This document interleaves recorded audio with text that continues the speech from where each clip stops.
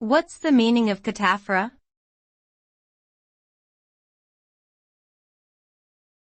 Cataphora.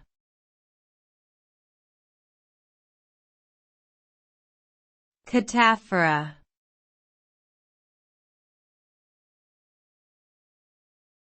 Cataphora.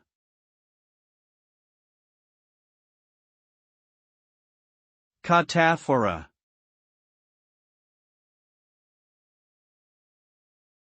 Cataphora is a linguistic term used to describe a situation where a pronoun or other substitute word refers to something that comes later in the sentence or discourse.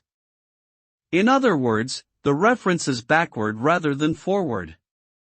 For example, in the sentence, although he was tired, John continued to run, the pronoun he refers back to John, which appears later in the sentence.